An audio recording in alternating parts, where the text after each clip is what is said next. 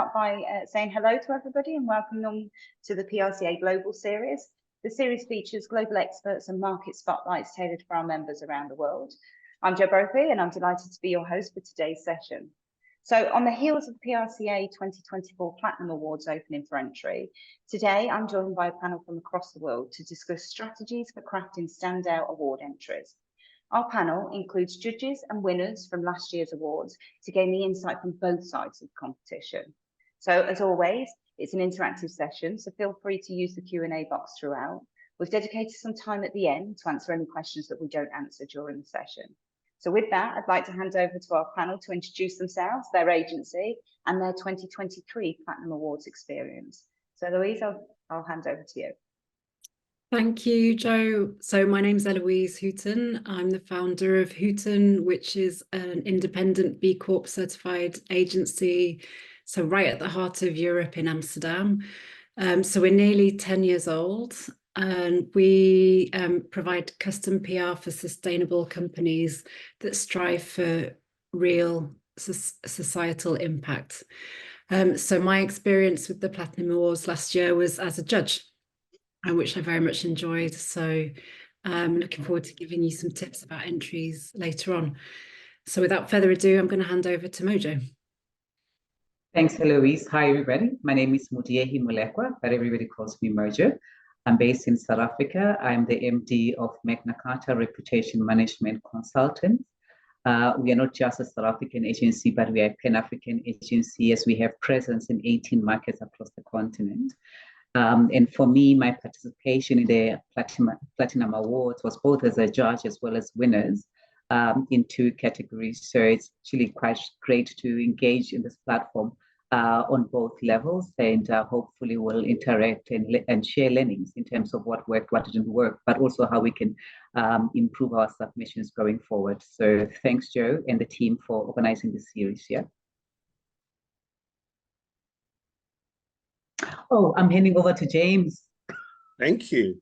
I'm James from Rice. Rice is a strategic communications consultancy headquartered in sunny Singapore. We've got 6 offices across Asia Pacific. We do a lot of work in media and stakeholder relations, research and insights, and content development.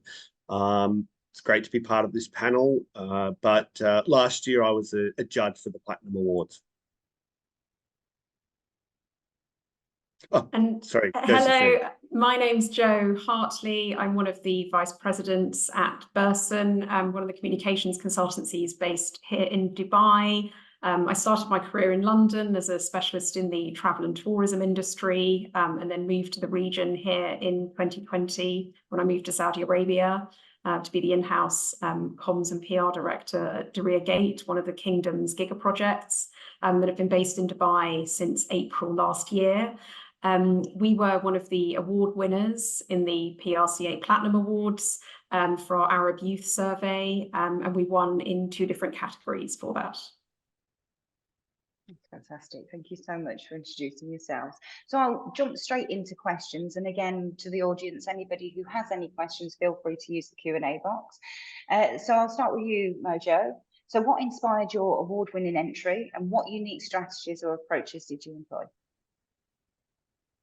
Yeah, so last year we entered into 4 categories and we managed to win in 2.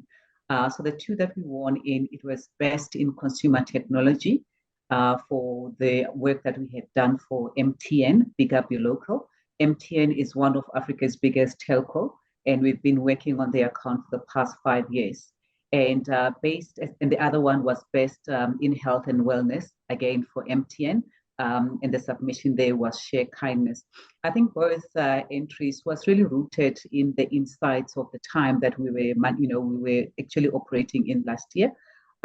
With the share kindness, it was mainly to support mental illness. As we know, post-COVID, a lot of people were going through quite a tough time. A lot of people lost their jobs.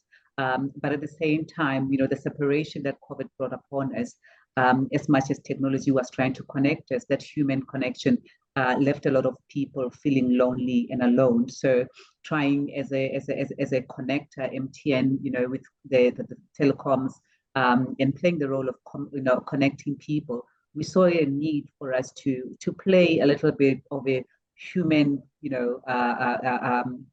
hand and help the people that were feeling really down and out. And we came up with the share kindness idea, where we had a number of people nominate companies and organizations or individuals that needed to just be uplifted. And it was quite a great thing to just galvanize people around being nice to each other. We know with cyberbullying, we just know how people sometimes can get so ugly with each other, and that we just needed to share a little bit of love. And then the team is really, I think, looking at the research and understanding that we just needed to brighten everybody up. And with MTN, the corporate colors are yellow, and that just reminds you of sunshine, brightness, and just warmth. That really played quite a big role. And I think the way that it was executed as well made it quite a standout campaign. I think also the fact that it had to have won somewhere else. I think the judges saw it fit to really give it the award-winning platinum award that it deserves. So it was really those kind of insights that we were operating in time, we were operating in culture, understanding what our consumers are feeling, and the world over, what are they feeling, and bringing that through and tying it with the organization's own objectives as well. That's incredible, and it was an amazing campaign. And Jo, same question to you, really. Yeah, thank you, Jo. And I might just spend a minute just sort of giving a little bit of background to our award entry and a bit about the Arab Youth Survey, just for those who may not be familiar with it. The survey is actually now in its 16th year, and it's the most awarded regional thought leadership initiative of its time. So it's an annual survey that takes place across 50 cities in 17 different Arab states. And it's amongst young Arabs that are aged 18 to 24 years old. And we conduct 3,400 in-person, face-to-face interviews right across the GCC, Levant, and North Africa. And it's really demonstrated to show the diversity of the Arab world. And young people are asked about their hopes, inspiration, and attitudes towards society, education, and work through the survey. And then the evidence-based insights from the survey then provide governments, the private sector, the media, and civil society with valuable data for decision-making and policy formation. And over the last 16 years that we've been doing this, over 40,000 face-to-face interviews have been conducted in totality. In 2022, our entry was entered, so we won in the best use of data and analytics and the strategic communications categories. And in terms of what inspired the award-winning entries and the unique strategies we employed, we were really inspired by the significant scale and impact of the survey, obviously the volume of data and the sheer level number of people that we're interviewing in order to garner these interesting data facts does ensure that it's a wide-reaching impact. And our 2023 edition was actually covered by 1,900 global and regional outlets in 67 different countries in 18 different languages. So I think the sheer volume and reach that we'd achieved with the survey was certainly an inspirational piece for us. Also, the amplification of the awards that we received from third-party advocates and third-party voices. So His Highness Sheikh Mohammed bin Rashid Al Maktoum, who's the leader here in Dubai, and the UAE Vice President and Prime Minister, he actually kindly tweets about the survey every year, which obviously it lends enormous support to us here and is a huge endorser of what we're doing and the results that we're generating. But also the survey reached far into Asia, so the Chinese Foreign Ministry spokesperson was discussing it in her press briefing in Beijing. And it had already garnered so much attention. So obviously with the Platinum Awards, because they have to be award-winning, as Mojo was saying, in other categories and in other institutions before we can enter, we'd actually already won 35 different awards globally, including the Stevie Awards and PR Week Awards. So we felt the time was right to be able to enter something as prestigious as the Platinum Awards. That's incredible. So you talk about volume and reach, and Mojo, you talk about the human element of being kind. So did you, either of you, find any challenges in actually submitting that into an entry so that the judges could really feel the impact that the campaigns have made? I think most of the time, the challenge is when you are too close to the subject matter.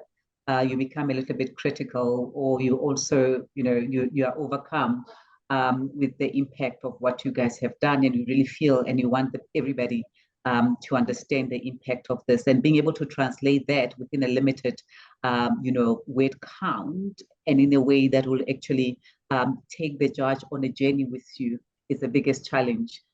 In terms of making them feel part of this and actually feel the heartbeat of what went behind the particular entry. But I think because of its impact and the purpose that we brought this campaign about for, we felt that it actually had its own merit. Anybody who has a heart, or who also have experienced the kind of loneliness that we're referring to, or have a member of their family or a relative that have gone through depression, would actually understand the importance of a corporate like MTN coming in and actually extending a hand and saying, we see you, we hear you, and then we are here for you. So it's really just stretching an organization out to say it's not all about you always gaining customers and making profits. It's about actually having your finger on the pulse in terms of what those consumers that have made you such a big company are also feeling. So really turning that the cold kind of a corporate face into a human face. That was what we really hoped the judges will feel. And I really believe that based on, that kind of campaign winning, it showed that that's what we needed. And I think it was even the same with the other one, which was Pick Up Your Local, again, based on, the same insights of 2020 in South Africa following 2021. We still were really trying to recover post-COVID. We also had our own internal challenges from a country perspective, where we have a lot of issues with our power energy supply. So a lot of small businesses have lost the businesses they've had to close. So tapping into that, seeing as a big corporate, how do we help those small businesses that really the community rely on, to help them, give them a helping hand to just keep their doors closed. That was something that that showed kindness, that showed that we understand that times are hard. What can we do? And for me, what actually makes me proud about all of this is that the ideas have emanated from PR. Most of the time you come, you find that we submit ideas that are supporting big creative ideas that are coming from either, they're above the line and all of those kind of things. But this one's where, ideas that came from our team, from a PR perspective, to say we understand what people are going through, we understand what will give you meaning as a business, and being able to put that through and get client behind and actually support it and see it through. That was amazing for us. And I think for us, just from a challenges experience during the submission process, for us, it was really looking at how we can do justice to such a complex piece of work, and also one that had been, essentially in the market and publicly in the market for, over a decade. And by the time we had entered our 2022 submission, it had been in the market for 14 years. So we really needed to be able to ensure that we were presenting data in a really compelling storytelling format, and ensuring that there was unique, different data every single time. So, you know, we can do that by adding different countries. For example, you know, we've recently added South Sudan into the GCC, Levant and Africa mix, looking at different sample sizes in different countries and really looking at the different sort of ebbs and flows depending on the macroeconomic conditions that are happening at any one time. We were also really conscious of judges potentially having awards fatigue from having previously been awarded so many times externally. So we were really careful to sort of choose a year that we thought produced particularly rich and interesting data in terms of overcoming those challenges. And then finally, just it can be really challenging, I think, sometimes as PRs for us to do our own PR and ensure that teams are building out enough time to do their own PR, building out time for award entries in order to really be able to do the work justice, as I say, and really bring to the fore all of the really fantastic things and achievements about the survey. Fantastic. So you both mentioned that actually the campaigns that you are entering are actually already award winning, which we know is the difference of the PRCA Platinum Awards. So I'll go over to the judges and ask them a very similar question, is did you find that challenging? The fact that the standard was already high because all of the entries that you were judging were either shortlisted or winners of previous awards around the world. So I'll start with you, Héloïse. Start with me, okay.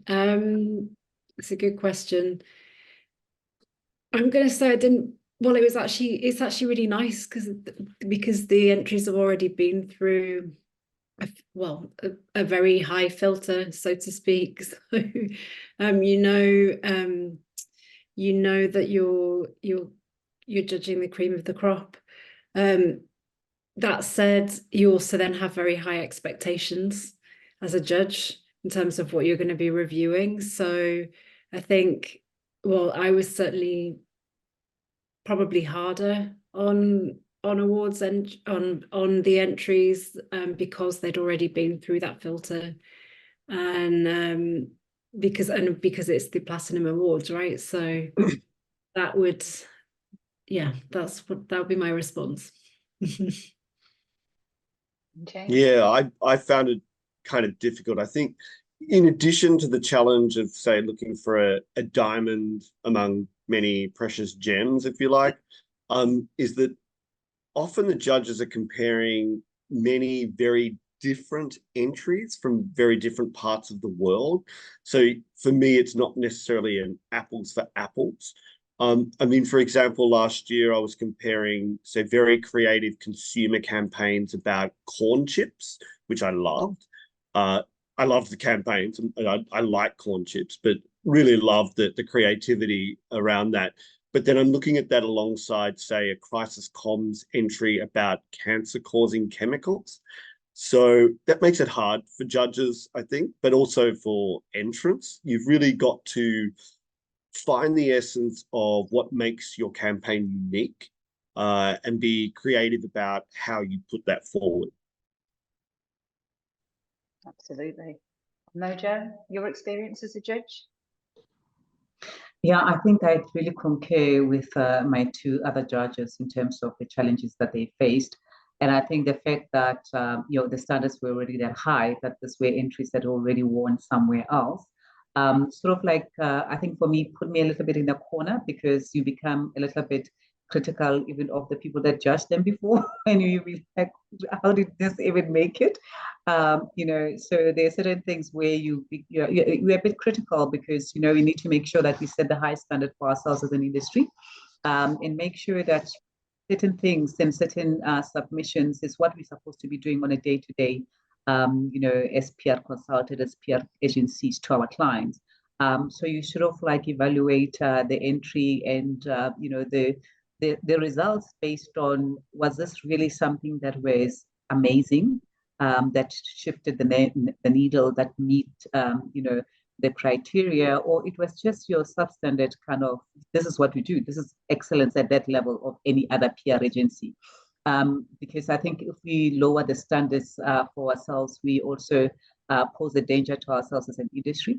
So it's all of those things that goes through as we judge an entry and just wanting to make sure that we really are an industry that is taken serious, but also the work that we take out there really meets the criteria. But I think overall, the submissions that I received, just like with James, they were a mixed bag.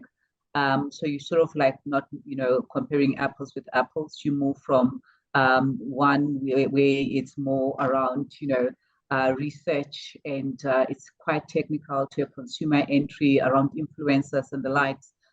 So you're always in a constant kind of move and just trying to find what are the insights for this particular one and how different it is, because it's a global one. Being based in South Africa, having not experienced or seen some of the work, it's upon the agency to then take me on that journey, so that I can feel myself to be in that particular campaign. So you sort of like spend a lot of time trying to find the unique angle that you can be able to say yes, it is award winning, or it deserves a gold, or it deserves a bronze or a silver. Absolutely. And I think you all mentioned that taking you on a journey and how that looks and feels with your award entries. So is there anything that in particular stands out to you as judges when somebody submits their entry, how that journey looks? Any tips for people on what they should be putting in their award entries? If I can just jump in on this one, I think that the two big things that I look for, and it's probably different from judge to judge, but are creativity and impact. It's one thing to get good coverage and engagement, and that's vitally important.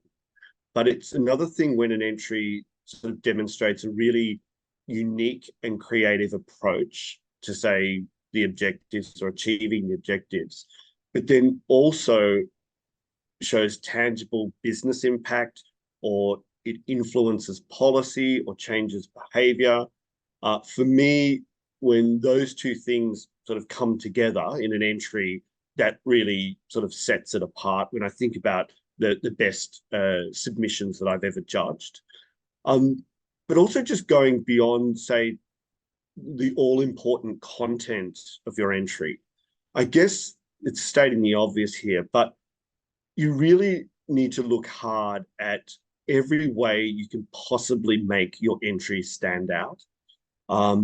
If you were to put yourself in, say, the head of the judges, and they are your audience, and I don't just mean in terms of what they're looking for in an entry, like creativity or strategy or impact or whatever that might be, but also think about the judging process that they're going through.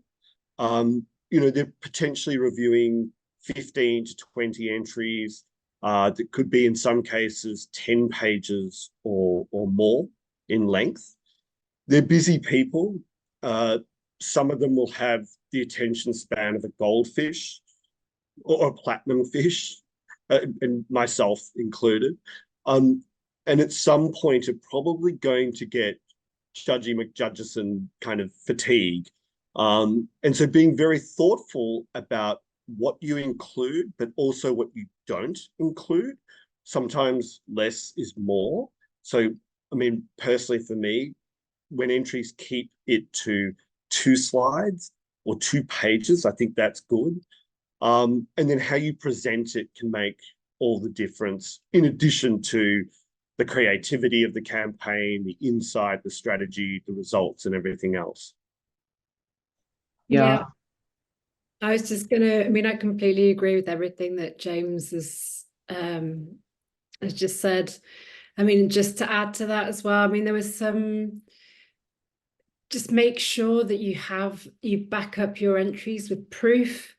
And so, which maybe sounds extremely obvious, but there were some entries that we received last year that referenced certain creative assets that we use for the execution, and as well as certain insights that just weren't in the entry. So then it just you start to question what is what is real or not, and it does affect, it impacts on the quality of your entry, and therefore doesn't play in your favor. I mean, I used to work for the D&AD Awards, which was for advertising and design. We often had conversations about scam ads as well. And if you don't bring the proof to the table, then it does, you know, for the judges, that they'll be questioning like what really happened, what didn't happen. So just always make sure that you back up what you're going out to say. Also very much agree about what James was saying in terms of presentation. I mean, that can really, I think, kind of make you win your category, I would argue. I think presentation these days is really critical, because that's where you can really make your results stand out. Bring those insights to life that have informed your campaign. So, because we're judging entries from very different industries and very different types of execution, like being very clear, presenting your work in a straightforward and attractive way will really help you. Sorry, I interrupted you, Mojo, before. No worries. I think the other thing for me that's quite key is being transparent in terms of how the campaign came about, whether it's being transparent with the budget, in terms of what you needed to pay for and what was pure and activities, but also the collaboration. As I've mentioned earlier when I spoke, we know that certain ideas might emanate somewhere else and then you are brought in to support them. Being open about this was a collaborative effort. It was not just driven by PR, but this is what PR actually came in to do. So that transparency is quite important for us to actually be able to have a holistic view and judge the campaign based on its full merit. So I would encourage that the agencies become transparent in that manner, so we can be able to understand what exactly we are judging and the effort that was put into that. And I can never emphasize enough about the presentation part of it, because we are quite busy people. And to see just a Word document that is just about, you're reading a novel or manuscript is not what we've signed up for. So it would be really helpful if there is time spent in putting that presentation together, so that we can actually see the storytelling element of your campaign, and we can be able to follow through. So I think just being able to respect the time of the judges is quite important, and to put some thought into your submission, so that it can be easy. We could quickly follow through in terms of what was the campaign all about, and be able to fairly judge it. Because sometimes you really just get tired because you're already wondering, is it over the word count, just looking at it? And you might actually, give less, marks to that, because you're just thinking already, if I were to look at this, it's over the word count. It's not worth my time. But there could be some nice nuggets if it was well packaged, that will attract us and that will make sure that we can be able to spend some time on it. Thanks. Just on that point. Sorry, James. Sorry, I thought it was a really good point around transparency and budget, because last year there were some entries that I saw that did provide the budget right at the top.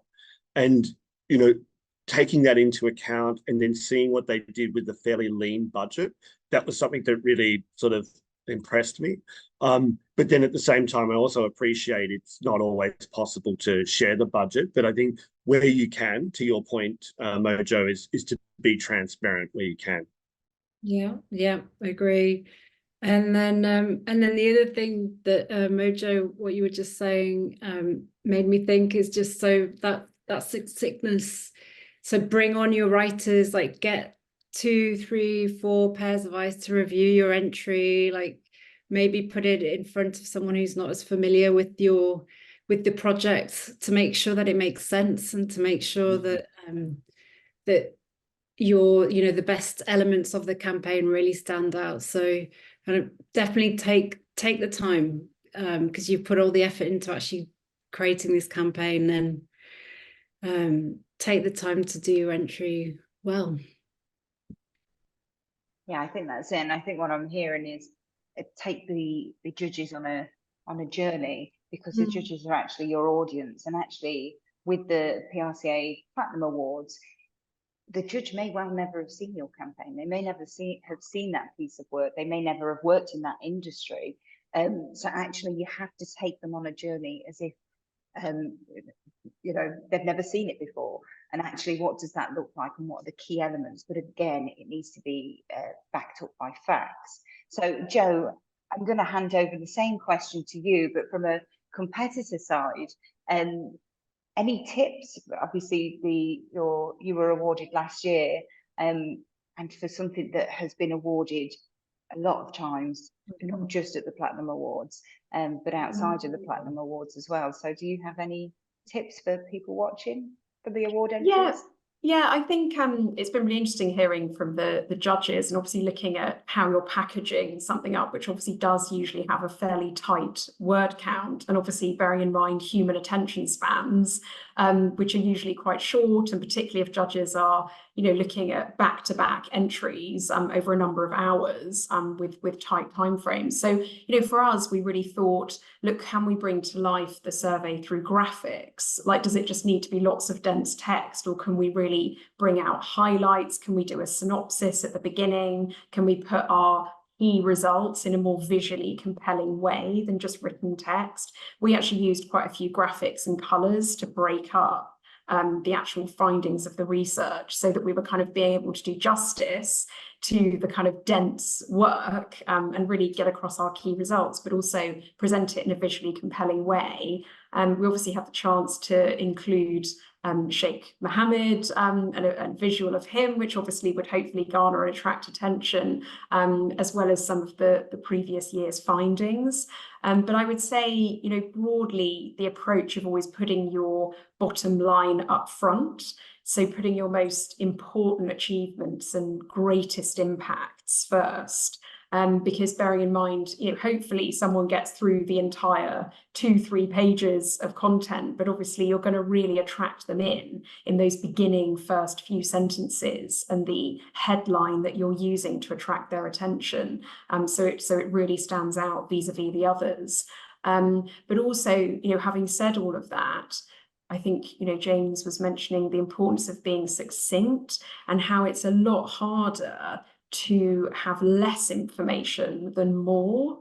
So really, every sentence counts when you're writing an entry. So I think it's worth really interrogating the content that you're putting forward, so that you're really justifying every paragraph. And how is this paragraph helping you potentially earn an award here? How is it either doing justice to the data? How is it showing the impact on policy? How is it showing the creativity? How is it showing the results? So really looking almost, having one person perhaps write and pull it together, but as Héloïse was saying, have outsiders come in and sort of look at it and interrogate it and see if they understand cold what the achievement is and what you're trying to get across. And then just lastly, looking at, ensuring your campaign stands out, ensuring it jumps off the page. Could you add video links and some wider, more interesting, compelling content to really bring it to life and do the hard work justice? I love that. And I love the reference for adding video links. I think that's incredible. Is that something as judges that you would find more compelling as part of an entry? Yes.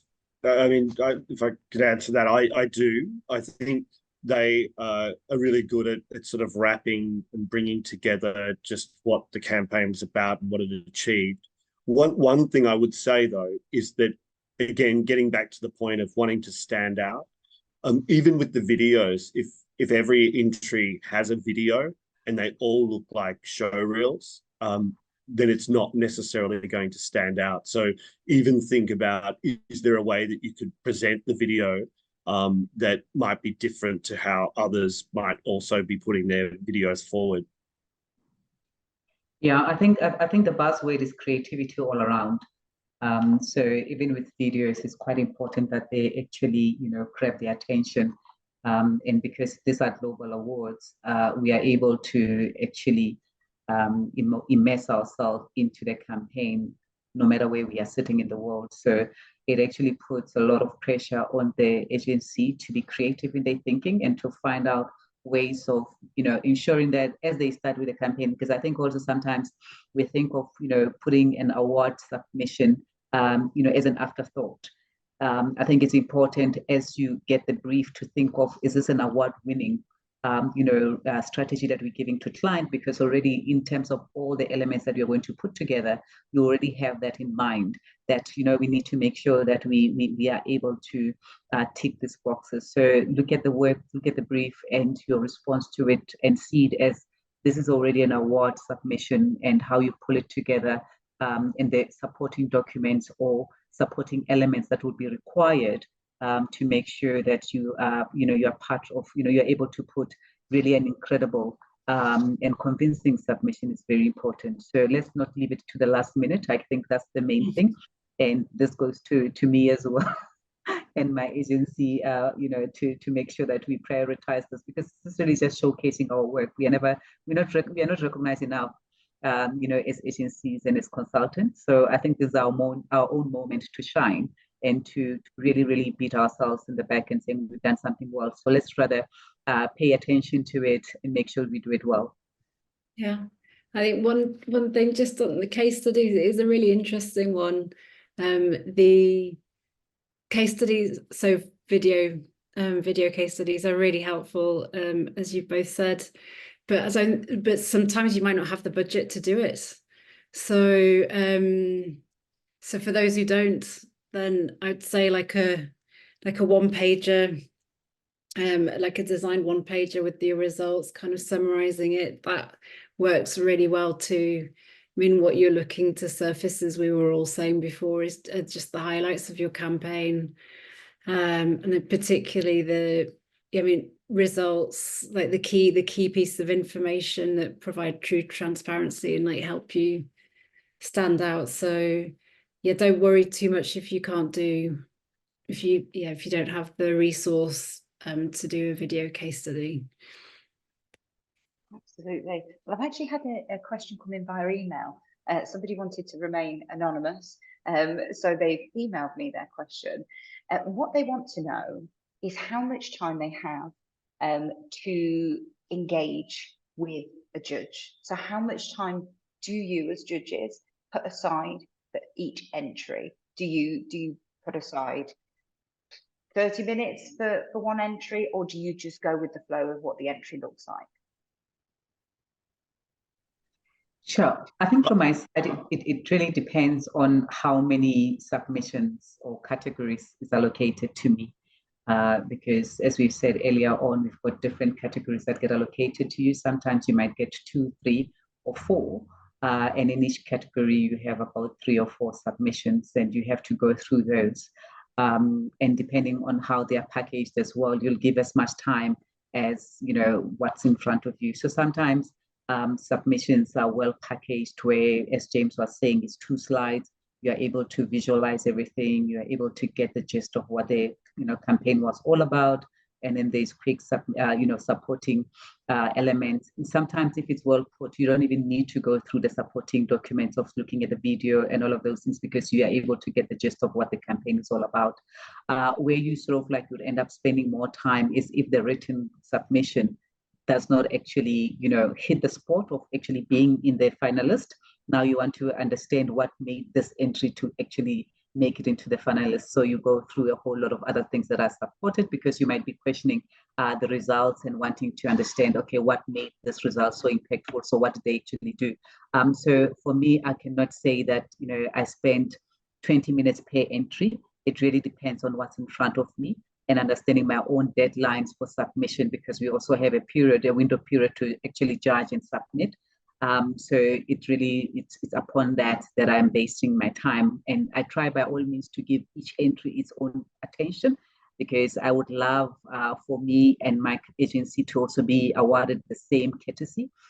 So I never do anything to rushed. I look at it and I'm able to give it the attention that is given.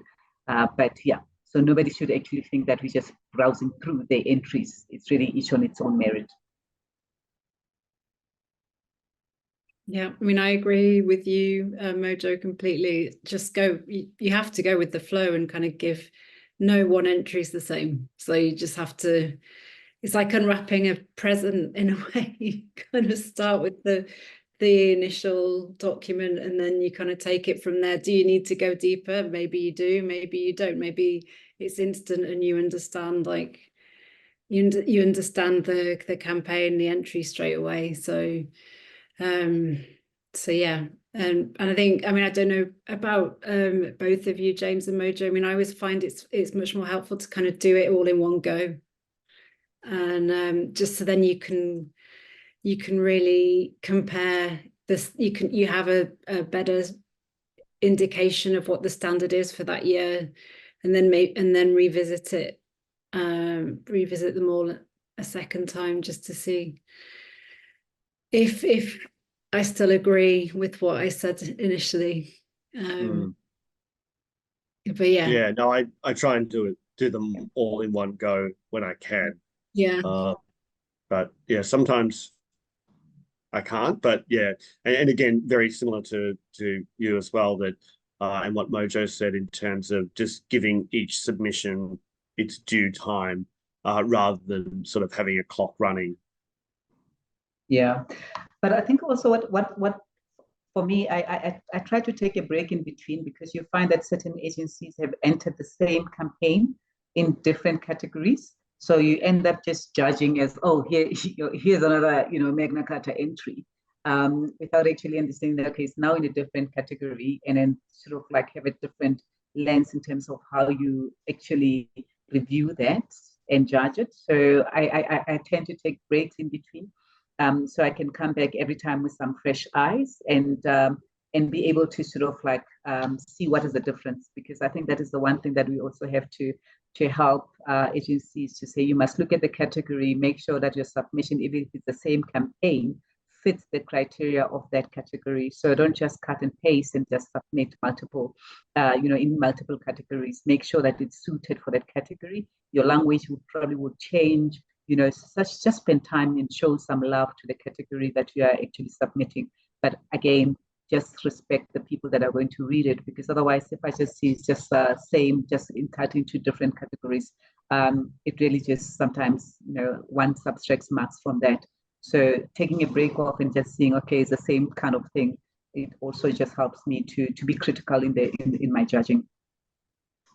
Absolutely, and I think you said, Mojo, and respecting the judge's time, so being clear and concise and creative with your entry actually would reduce your time, so you don't have to go digging for that extra piece of information, which you're more likely to score higher, I assume.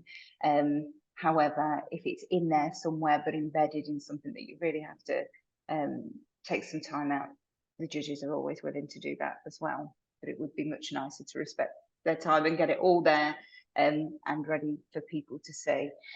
So I am going to reach out to the audience now and see whether we have any questions. I think we've asked all of ours. I've checked my emails and there's no further questions on there.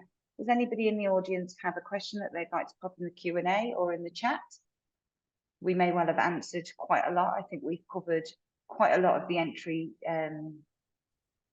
submissions from both sides of the competition, both judging it and entering into it and being winners of the competition. No, I think that's us, unless anybody has something that they want to add to the end of the session. Any of our panelists? No? Okay, so I'll wrap up. One thing that we just need to remember, I think, is the admin part of it, especially the payment side of it.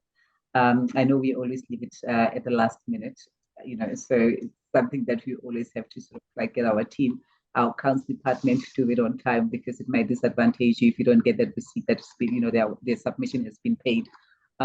So overall, understanding the entry mechanism end to end and honoring that process, that's quite helpful, in giving ourselves time to do that. Excellent, thank you. We've actually had some questions come in now. So the first question is, are there any tips on shouting out our own work in a campaign that is seemingly boring? So I'll hand that over to all of you. Maybe consider, or just making sure that your submission or the writing is emotive and give it personality. Maybe even consider having a style that has a sense of humor. Appreciate that depending on the subject matter, that may or may not be appropriate. But I would say look for anything that's going to help your entry and your work stand out, and anything that's written in an engaging way, even if it's something that's boring, whether that's through using humor or telling a story or posing questions, however that might be. It could give your entry what's needed to help it, say, rise above the clutter, or at least be interesting and engaging for the judges to sort of keep going and properly appreciating the work that you've done.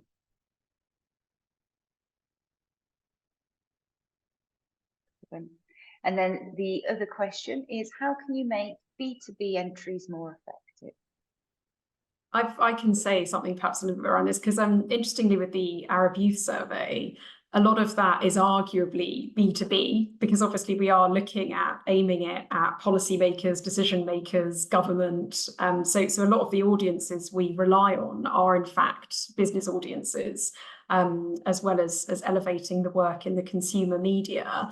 But I think it's also probably quite a good example of something which, if presented in the wrong way, could actually have looked quite dry, because it's about data and it's about analytics and it's about surveys, which on the basis of things aren't necessarily something that is going to garner immediate attention, immediate human interest. So I think it's probably about digging a bit into what sector you're looking at and what sector you're entering in, because at the end of the day, businesses are still run by humans. And I always say that even if campaigns are B2B, at the end of the day, we are still speaking to people. And we are still speaking to people who read consumer media and consume consumer media. So whilst they might be part of a business or organisation or specific sector of expertise, you can still lean into what might seem more exciting consumer elements. And I think that's what we tried to do with the Arab Youth Survey. We tried to lean into the fact that it is around youth, who are obviously perceived as an exciting generation and the next generation and the future. So obviously their views are going to be interesting for those policymakers and government leaders that we're aiming the survey results at, to help shape opinion on behalf of those people. So I think it's probably just taking a huge step back from the work and just looking at the human elements in your B2B story. Great advice. Yeah. That is great. I think that the understanding that you're speaking to humans, yes, it might be B2B, but at the end of the day, the people that we are trying to get a reaction out are humans as well. So really appealing to their emotions and making sure that they can connect with what we are trying to get them to do, and make them to, your call to action needs to be clear. And that for us is what's exciting. But also as judges, I think we also understand the complexity, of working in those categories or with that kind of clients. So it's not like something that we also are looking for, bells and whistles, but in terms of their thinking, looking at what actually was the thinking and where's those creative elements that are coming in, because it is quite a difficult one.